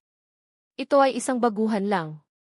Nang hindi namumula ang mukha at hindi tumitibok ng malakas ang puso, ngumiti si Maria. Magaling ang guro, mahusay rin ang estudyante. Nagturo ng maayos si Miguel. May paghanga na sinabi ni Tina, sobrang galing. Paano mo itinuro iyon? Nagulat rin ako. Paano ako nagturo ng ganoon kabilis? Tinaasan ako ng kilay ni Maria. Hindi dahil nagturo lang ako ng random. Dapat kang turuan ng one-on-one para magkaroon ka ng mahusay na resulta. Tumingin siya ng kalmado sa akin, rasonable, di ba? May daan-daang tanong sa ulo ko. Ito rin ba ay reasonable? Pagkatapos ng reunion, naglakad kami ni Maria sa kahabaan ng ilog. Balak ko na siyang ihatid pa uwi. Sa una, nagtataka ako kung nasaan ang may batch. Hindi ba pa gumaling si Mang Chu? Bakit niya rin tayo hinatid pabalik mula sa karaoke kagabi? Hindi kumurap si Maria. May sakit muli si Mang Chu. Tumango ako. Ah, ganoon ba? Sa isip ko, sa malusog na anyo ni Mang Chu, nabalitaan na isa rin siyang retiradong miyembro ng espesyal na puwersa. Hindi ko inaasahan na magiging sakitin siya na tulad ng guro natin ng yumuko ako at nakita si Maria na humahawak ng aking kamay ng natural. Kailangan mo bang humawak ng kamay? Walang pagbabago ng ekspresyon si Maria. Nakalimutan mo na ba? Natatakot ako sa gabi. Naalala ko at tumango. Reasonable. Magkahawak kamay kaming naglalakad sa kahabaan ng ilog. Hindi ko mapigilang itanong, alam mo bang maglaro ng bilyar dati? Tumingin si Maria sa akin. Hindi, first time ko lang. Siguro may talento ako. Tiningnan niya ako na may nakataas na kilay. Kung hindi, bakit ko hihilingin na turuan mo ako? Paano ko ipapanggap ang na-in love? Matapos kong marinig iyon, naguluhan ako. Diyos ko, sobrang husay niya sa pagbaligtad ng mga bagay. Kung dati, baka naniwala ako at tinanggap ito, pero ngayon, matapos ang maraming pangyayari, nagsimula akong magduda. Inaalala ko ang graduation party, ang gabing iyon sa karaoke, ang kakaibang pangako, at ang halik. Sa wakas, lumilitaw na ang isang malabong katotohanan. Tumigil ako at tumingin ng may pag-iingat kay Maria, tinatanong ng seryoso. Naaalala mo ba ang pangyayari sa karaoke ilang araw ang nakalipas? Pagkatapos nating malasing, pinagmasdan ko ng maigi ang kanyang ekspresyon, naghahanap ng katotohanan sa kanyang mga emosyon. Pero hindi ko inasahan na tumango ng kalmado si Maria. Naaalala ko. Nagulat ako. Talaga? Malaya mo bang naalala? Anong ginawa natin? Kalmado niyang sinabi, talo ka kaya kailangan mo akong halikan. Halos tumalon ako. Talaga mo ngang maalala? Kaya mo ring bigkasin iyon? Tinaasan ako ng kilay ni Maria. Bakit? Kung matatalo ka, kailangan mong tanggapin.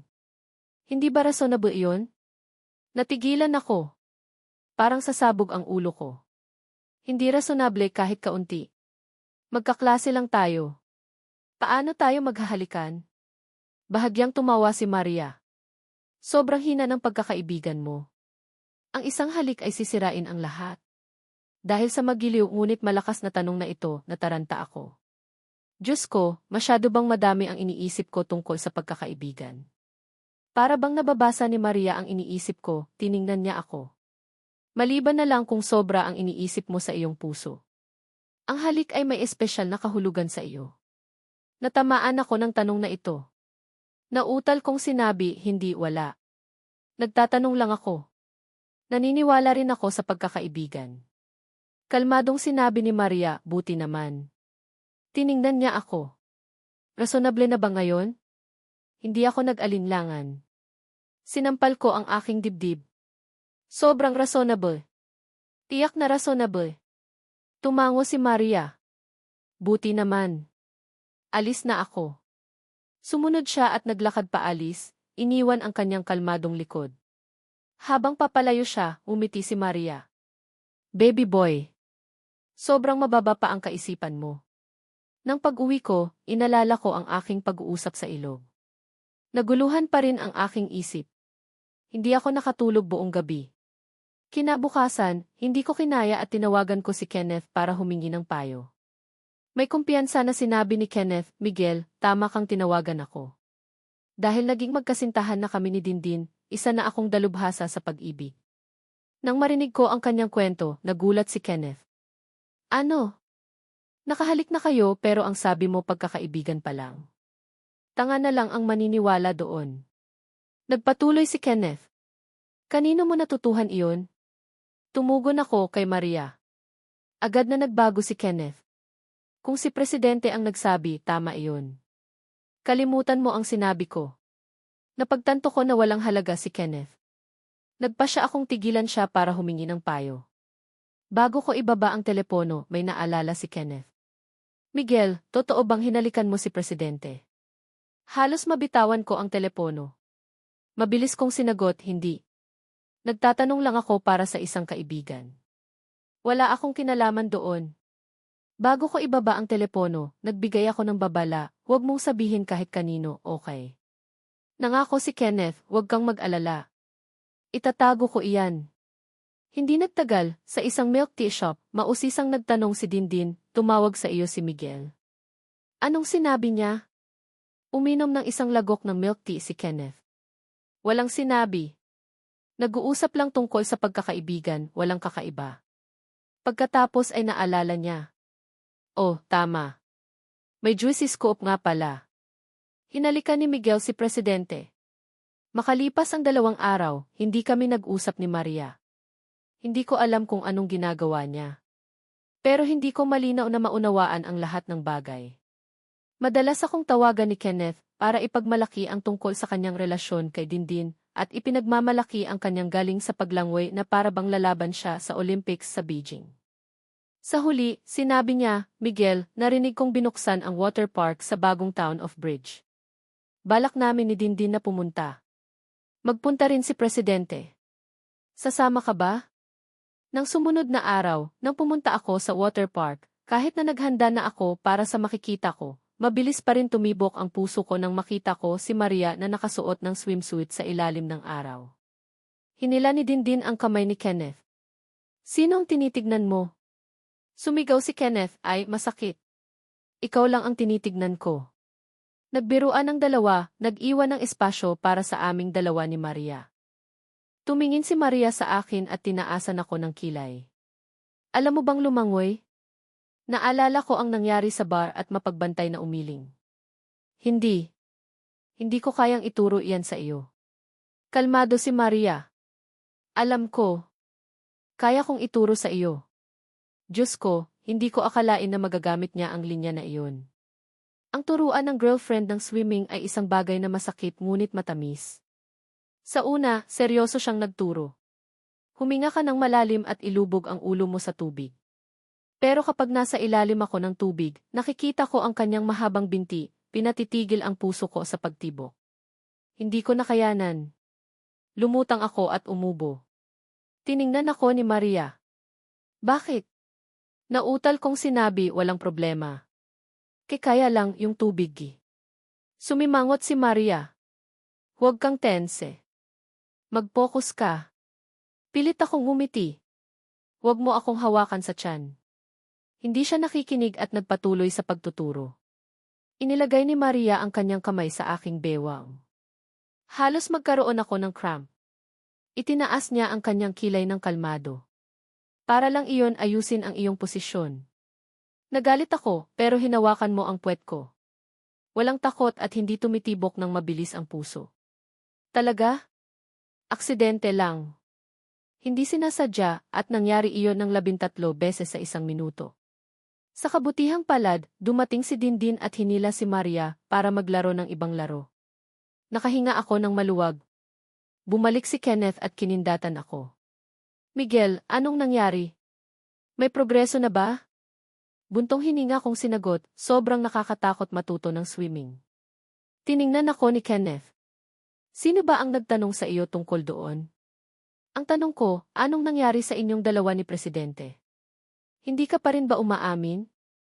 Tila interesado ang lahat sa mga taong umibig. Sinabi ni Kenneth, gusto ka ni Presidente at gusto mo si Presidente. Halata sa lahat. Sa puntong ito, kailangan mo ng kumilos. Baka magsisi ka kapag pinalampas mo ang oportunidad. Sinubukan kong maging seryoso. Huwag kang magsalita ng ganyan. Magkaibigan lang kami. Tiningnan ako ni Kenneth. Magkaibigan? Maaari mo akong lokohin pero huwag mong lokohin ang iyong sarili. Talaga bang magkaibigan lang kayo? Kahit na sinabi niya iyon, nang makita ko si Maria na nakikipaglaro kay Dindin, medyo tumibok ang puso ko.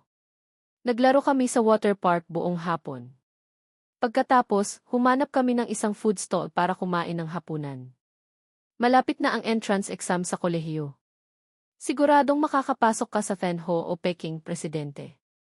Sabi ni Kenneth kay Maria nang may paghanga. Tumango rin si Dindin ang score ni Maria ay makakakuha na siya sa top sa Thenho o Peking, okay lang iyon. Bahagyang umiti si Maria. Hindi pa ako nakakapagpasya. Naging malungkot ang atmosphere. Tumawa si Dindin, sobrang iniisip mo. Kahit na pumunta tayo sa kolehiyo, makikipag-ugnayan pa rin tayo, di ba? Tumango si Kenneth. Tama. Ngayon pa lang nagsisimula ang bakasyon sa tag-init. Magsaya na lang tayo. Tumawa rin ako. Tama. Mag-enjoy tayo sa kasalukuyan. Magsaya na tayo. Itinaas ni Maria ang kanyang baso. Nagtagay kami para sa masayang hapon. Sa ibang hapon, gumugol kami ng buong hapon sa bagong library ng distrito. Nang gabing iyon, naghiwalay kami sa pintuan ng library. Nauna sina Kenneth at Dindin, inihatid ko muna si Maria pauwi. May sakit raw si Mang Chu kaya ako ang naghatid sa kanya pauwi. Nagmamaneho kami nang dumating ang isang malakas na kulog. Pagkatapos, bumuhos ang malakas na ulan. Mabilis kaming humanap ng hintuan ng bus para magtago, pero nabasa pa rin kami. Malayo pa ang bahay ni Maria. Nag-alangan ako. Malapit lang ang bahay ko dito. Gusto mo bang pumunta sa bahay ko pansamantala para maghintay na huminto ang ulan? Habang pinupunasan ni Maria ang kanyang mukha, tumigil siya at tiningnan ako. CJ, para bang nakahinga ako ng maluwag. Mas mainit sa bahay. Huwag kang mahiya. Nababasa na rin si Maria. Sumunod siya at pumasok sa bahay. Kalmado niyang sinabi, makikipag-usap ako. Tiningnan niya ang paligid. Tinitingnan ang buong bahay ko. Hindi ako nakatuon at naghahanap ng tsinelas. Hayaan mo na akong maghanap para sa iyo. Biglang sinabi ni Maria. Nagulat ako. Alam mo ba kung saan ko ilalagay iyon? Bigla niyang sinabi, hanapin mo ang ilalim na kabinet, sa may kanang gilid. Nagulat ako. Sinubukan ko na lang. May tsinelas. Tumingin ako sa kanya na may pagdududa. Kalmado niyang sinabi, hulaan ko lang. Karaniwan naglalagay ng tsinelas doon. Medyo nagdududa ako. Pumunta ako sa banyo para kumuha ng tuwalya at inabot ito sa kanya para punasan ang kanyang buhok nang hindi siya magkasakit. Tumango si Maria. Salamat. Sinabi ko, maligo ka sa mainit na tubig. Basa na rin ang iyong damit. Hahanapan kita ng damit. Naghanda na sanang tumanggi si Maria pero pumunta ako sa silid at naghanap ng damit. Maligo ka na. Hahanapan kita ng bagong tuwalya. Habang naglalakad ako papalayo, nakita ko si Maria na nakangiti. Ang bait din ng batang ito. Hinalughog ko ang kabinet, naghahanap ng bagong tuwalya. Nakakagulat, naalala ko na may bagong tuwalya. Sabi ni Maria, hanapin mo ang ilalim na kabinet, sa may kaliwang gilid. Muli akong nagulat at sinubukan iyon. Natagpuan ko ang tuwalya. Lumabas ako. Hindi ko maintindihan. Parang nakakita ako ng multo. Kalmado pa rin siya. Karaniwang doon nakalagay ang tuwalya. Hulaan ko lang. Nahihirapan akong magsalita. Sobrang galing mong humula. Nakaupo sa kama, nakita ko si Maria matapos niyang maligo, lumabas na tuyo ang kanyang buhok. Natural niyang itinaas ang kanyang kamay. Umikot siya. Paano ako? Habang lumulunok, nakita ko nang malapitan si Maria. Tiningnan ng maigi niya. Masyadong malaki ang damit para sa iyo. Hinila niya palabas ang kanyang damit. Nagkaroon ako ng nakakahilo na karanasan. Tumingin siya sa akin at nagtanong, bakit? Sinubukan kong manatiling kalmado. Oh, wala. Tinitigan ako ni Maria. Dumudugo ang ilong mo. Nagulat ako. Mabilis kong hinanap ang papel. Sinabi ni Maria, dito. Punasan mo iyan. Tinanggap ko ito at pinasok sa aking ilong. Salamat. Ngumiti si Maria. Sobrang bait ng batang ito. Hindi ako tinukso ni Maria. Naglakad siya sa paligid ng aking kwarto, tinitingnan at pinagmamasdan. Tiningnan niya ang aking mesa, closet, at maayos na kama. Sobrang linis ng kwarto mo, papuri niya. May pagmamalaki kong sinabi, syempre. Lagi akong malinis. Sa totoo lang, nagmadali akong naglinis habang naliligo siya. Tumingin si Maria sa paligid. Kalmadong sinabi, wala kang tinatago na hindi pwedeng makita ng iba. Mabilis akong sumagot, syempre, wala. Ako'y mabait na tao. Pagkatapos ay kinuha ni Maria ang isang magazine mula sa bookshelf. Ang takip ay isang blonde na babae na may makahulugang anyo. Ano? Nagulat ako. Mabilis kong binawi at itinapon ito sa basurahan. Dinala ito sa akin ni Kenneth. Hindi ako nagbabasa ng anumang bagay pagtanggi ko. Kinuha muli ni Maria ang isa pa mula sa ilalim ng mesa. Sa pangalawang pagkakataon, muli kong binawi at itinapon sa basurahan. Dinala niya ako ng 2 libro, paliwanag ko. Pagkatapos, muling kinuha ni Maria ang pangatlo. Ito'y magulang ko na, Diyos ko. Ngayon ang basurahan ay puno ng mga magazine. Tiningnan ko si Maria nang may magulong puso. Pagkalipas ng ilang araw, dumating rin ang pinakaabangang araw. Ang mga resulta ng taong 2007 college entrance examination ay inanunsyo. Ang hindi maabot na ice queen, si Maria, ay nakakuha ng 659 points. Siya ang nangunguna sa buong rehiyon. Samantala, si ako, ang kanyang kasama, ay nakakuha ng 652 points. Naging pangalawa ako. Agad na kumalat ang balita na may kinalaman sa pagkaugnay at pagkabigla sa lahat ng sulok ng Yunnan Middle School. Ang isa sa pinakamataas na estudyante sa test na ito ay napiling Donghai University. Nang matanggap ng homeroom teacher ang buod na listahan ng scores mula sa klase, kumikinang ang kanyang matandang mukha na parang bulaklak. Ngunit nang makita niya na tumanggi ang dalawang nangungunang estudyante na pumunta sa Tsinghua at Peking at sa halip ay pipiliin ang Donghai University, agad na nagbago ang kanyang ekspresyon. Nagmadali siyang tumawag sa dalawang grandfathers para subukang himukin sila. Nakakuha siya ng halos parehong mga sagot. Sinabi ni Maria na ang nararamdaman kong tama sa akin ang pinakamahalaga. Samantala, mas simple ako. Ganoon ang sinabi ng babae. Sa aking gigichat kay Maria, hindi ko mapigilang magtanong, pinili mo ang Donghai University dahil sa akin. Kalmadong sumagot si Maria, syempre hindi. Pakiramdam ko lang na maganda para sa akin ang Donghai University. Nagkataon lang iyon. Pagkatapos, nagpadala siya ng dagdag na mensahe. Nakita ko sa panaginip na nag-aral ako sa Tsinghua. Nang marinig ito ni Kenneth, sinampal niya ang kanyang mesa. Anong coincidence? Hindi ka pupunta sa Tsinghua at hindi rin pupunta si Presidente. Malinaw na dahil iyon sa iyo. Nag-isip ako saglit at pagkatapos ay tumango. Tama. Nagpatuloy si Kenneth, Miguel, kung sasabihin mo pa sa akin na coincidence lang, susuntukin kita. Biglang tiningnan ako ni Kenneth na may pagtataka. Miguel, anong sinasabi mo? Seryoso akong tumango. Sabi ko, totoo. Hindi yan coincidence. Pinili niya ang Donghai University, karamihan ay dahil sa akin. Tuwang-tuwa si Kenneth. Napakaganda. Miguel, sa wakas, naiintindihan mo na. Kung gayon, anong hinihintay mo pa? Kumilos ka na ngayon. Pero umiling ako. Hindi pwede. Bakit? Sa loob ng milk tea shop, nagtataka si Dindin, tinanggihan mo ang Tsinghua. Tinanggihan rin ni Maria ang Tsinghua. Ang dalawa sa inyo ay pupunta sa Donghai University. Miguel, kahit nakahoy ka, dapat mong maunawaan iyon. Uminom si Maria ng isang lagok ng milk tea. Hindi siya kahoy. Naiintindihan niya iyon. Lalong nagtataka si Dindin kung gayon, bakit hindi ka umaamin sa kanya? Bakit hindi ka umaamin sa kanya? Sobrang kaunti na lang at magiging magkasintahan na kayo. Umiling si Maria. Hindi reasonable iyon. Nakalimutan mo na ba ang nangyari kay Trina? Naalala ni Dindin tama ang sinabi mo. Umiling ako ng seryoso.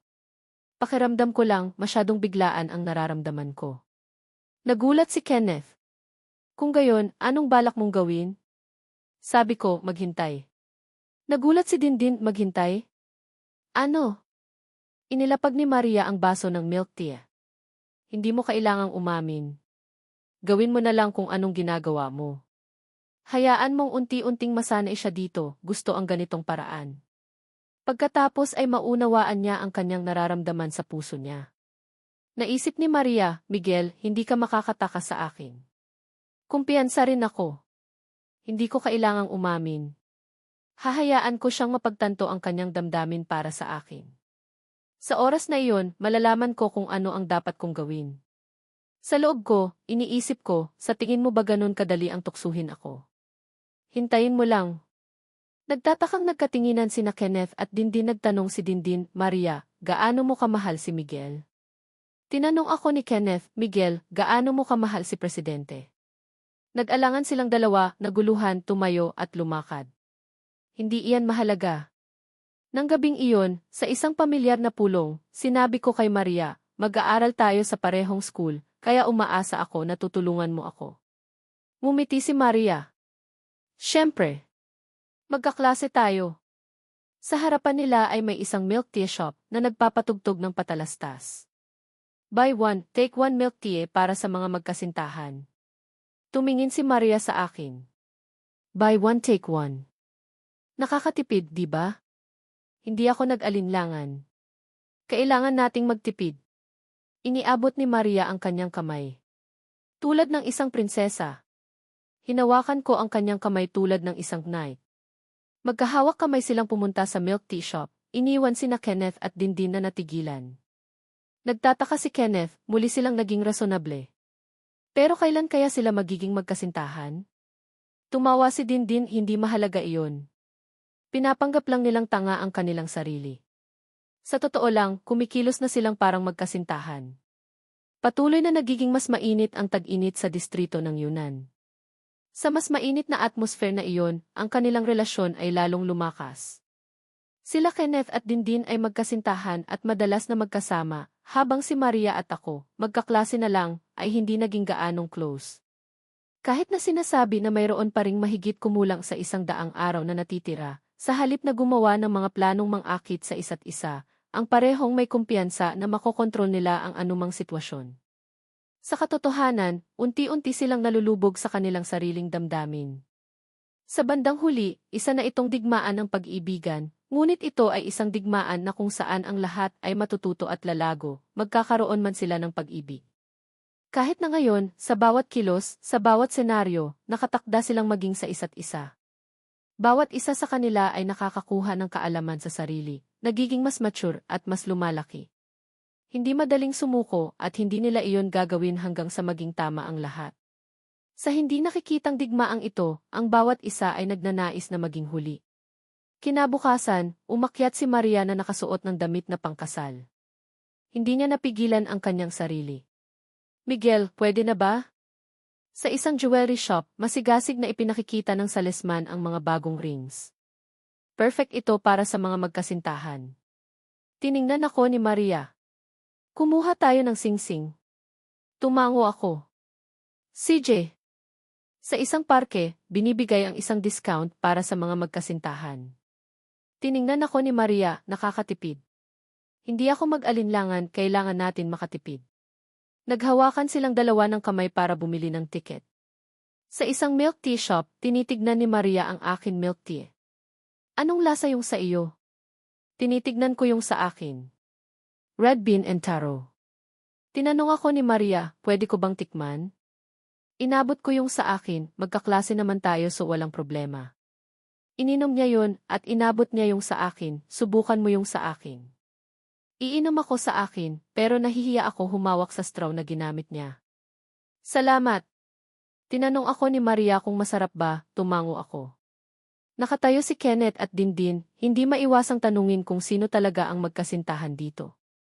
Nagdesisyon na mag-quit ang nanay ko sa factory at nag-start mag-business. Gumawa kami ng bakery dahil yun ang sabi ko. Tapos nang ihanda lahat yun, binuksan ang bakery namin, hausa ilay, ang una naming customer ay si Maria. Nakangiti siya at binati ang nanay ko. Good luck sa pagbubukas, Nay.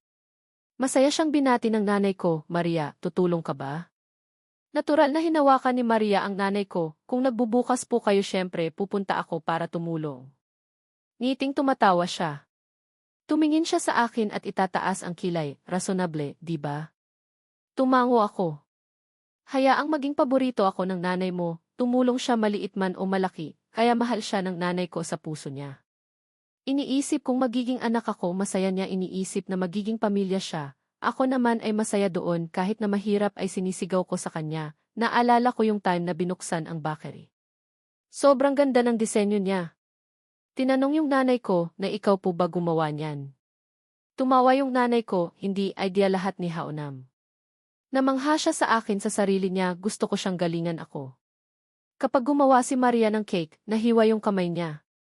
Agad ko siyang nilapitan at gumawa ng ointment para hindi kumalat ang tubig. Tinitignan ko siya at gusto ko siyang yakapin, unti-unti silang lumapit. Nag-awkward pero nagbitaw, magklase tayo kaya tutulungan kita. Nakakahiya kay Maria na maging rasonable ako. Umiti siya sa akin. Kapag gumawa si Maria ng cake, binigay ni Maria sa akin yung harina, pero nahiwa yung kamay niya. Agad ko siyang binigyan ng ointment, kaya hindi naghiwalay ang tubig sa kanya. Tinitignan niya ako at masaya siya. Umiinit sa akin, malapit na mangyari ang nangyayari pero bumitaw sa kamay niya. Magluto lang kayong magluto habang nagluto, tanungin ko kung ano yung nagawa niya. Tumawa ako at nagkaroon siya ng katanungan. Tignan ko siya, ikaw gumawa niyan, marami yung gagawa niyan. Laging umiti sa akin. Tinitignan niya at gusto siyang ngitian. Hindi na dapat natin ikahiya yun ang nasa kanya. Sinabi yun kaya niya yun ginawa kaya ko siya mahal. Yun ang nasa kanyang puso. Sinabi niya na siya ang magiging boss sa Ihaw sa Ilay, sa lahat ng lokasyon at marami silang customer. Sobrang galing mo.